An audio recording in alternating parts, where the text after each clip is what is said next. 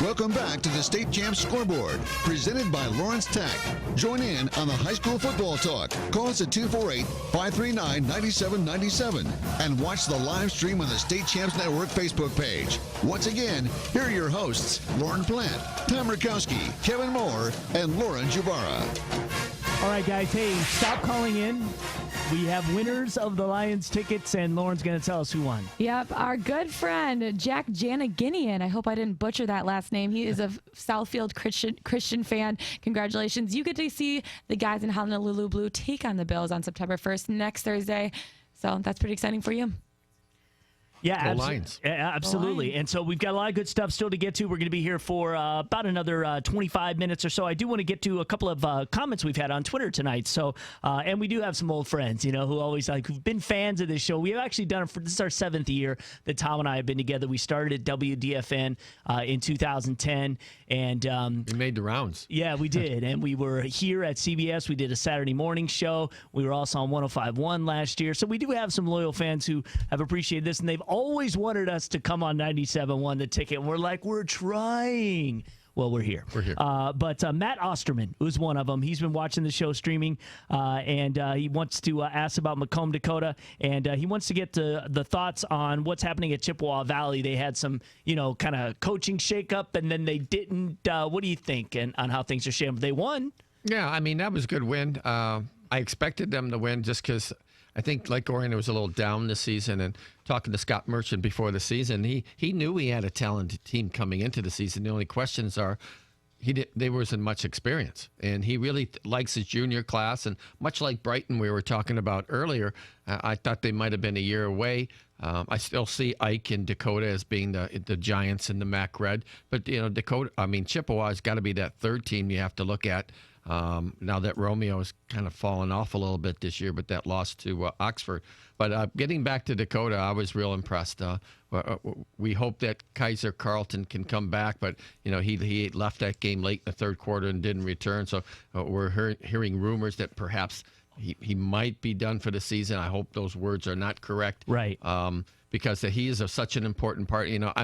Speaking of Romeo, I really thought Dakota, watching them play last night, reminded me of Romeo last year because of the weapons they had. The good wide receiver, the good slot back, the quarterback, the running back. Good defensive line. Yes, just playing fundamentally sound. And I thought their special teams outplayed St. Mary's, and I thought that was a big part of the game. Absolutely. Okay, also on Twitter, another friend of ours, Rudy Farage, big Fortson fan. I'm so surprised we heard from Fortson. Yes. In fact, I got a tweet or a text from Fortson fans, so they had a good game tonight. Exactly. Give them some love. Hamzi El Zayat, he said he needs to be in the Mr. Football race ASAP after his 5 TD performance. They beat Canton tonight. Well, I just got a text from that, and I saw him play with my own eyes. I was real impressed. In fact, I talked to Jeff Judas, the AD over there at Fortson, and he told me about the kid. He was when they got blown out by Canton last year at the PKC. He was the MVP of Fortson in that game.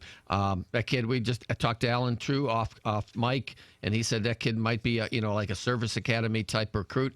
That's cool. I like him. He had 345 yards in total offense today. I wouldn't say he's a great thrower. He's an adequate thrower, but him in the open field is like a little jitterbug out there. Well, we appreciate all you guys, chiming in, and we love talking high school football. Love reacting to you. We know there's some good comments going on Facebook Live right now, too. You can watch the show if you're just tuning in. We're here on 97.1 The Ticket. We're here all the way through the state finals, and we've also doing a live web chat. So if you've watched Valenti and Foster during the week, you can also watch this show, and you can watch it on our Facebook page. I believe it's being shared on the 97.1 page as well. Of course, it's a football Friday night, and we've got some scores. Maybe you didn't get caught up. Kevin's going to get you caught up on some of them. That's right. Scores from today, we have, let's see here, we have St. Joseph, beating Kalamazoo Central at the Big House 26-zip. Brother Rice 27-3 over Birmingham Seahome, and we have Clarkston taking care of Lapeer at the Big House 28-7. Fortson, and we just finished up talking about them, taking care of Canton, and they're avenging their loss from last year, 40-35. We have Utica, Eisenhower 28, Plymouth 7, and we have the forfeit between Rockford and Saline. Rockford forfeited that game because of the illness due to their 60 players. We have Lowell 36, De La Salle 19, Grand Rapids Catholic Central 27, East Grand Rapids 6. Wyandotte rolling over Carlson 34-6, Bloomfield Hills 35, Stony Creek 16. Then we have the upset, probably the biggest of the night, Oxford 27 over Romeo 26. All right, thank you very much. And, kind of talking about Carlson, they were so excited to have their head coach come back, and unfortunately, he's just not able to do it. Yeah, Kent Sikora took last year off. He had some health issues, not different so much from Tom Hoover over at Allen Park, who called it quits before this season started.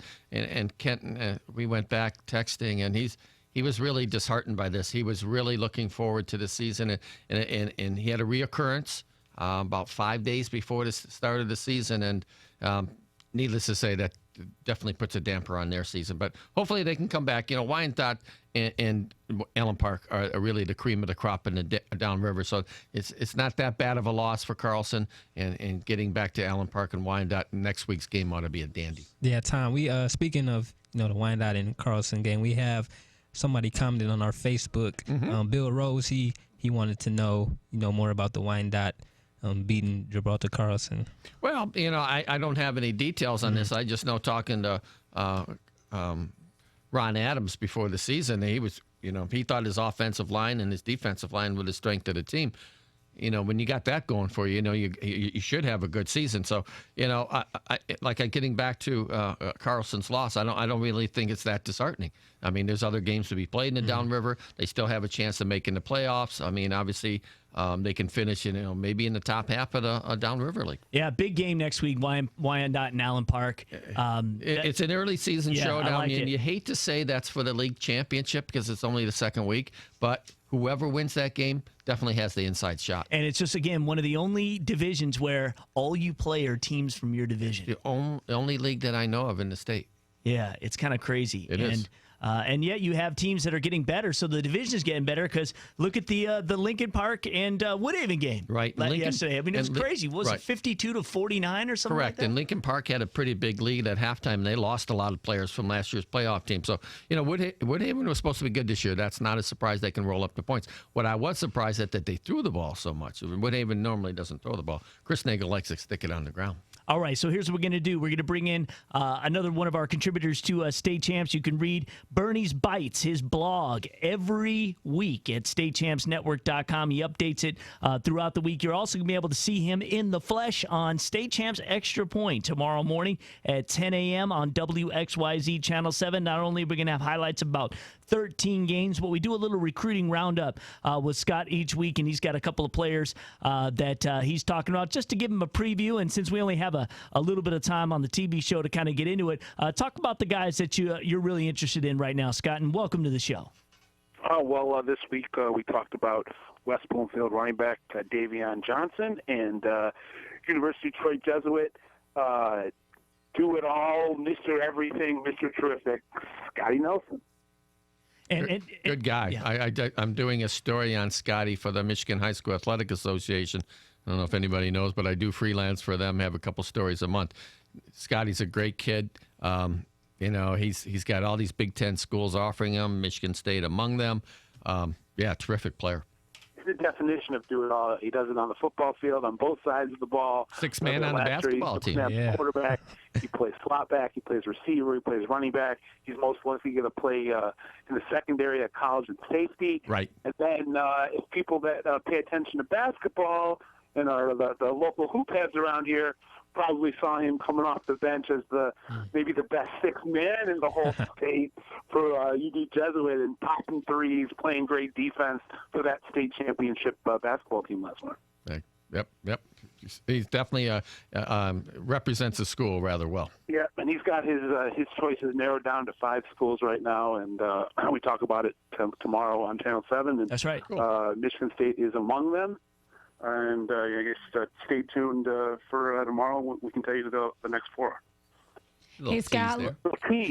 Yes, I love it. Hey, Scott, Lauren Jabara, can you tell us a little bit about the game you were at tonight? Yeah, I was at Brother Rice, Birmingham C home. Brother Rice 27-3.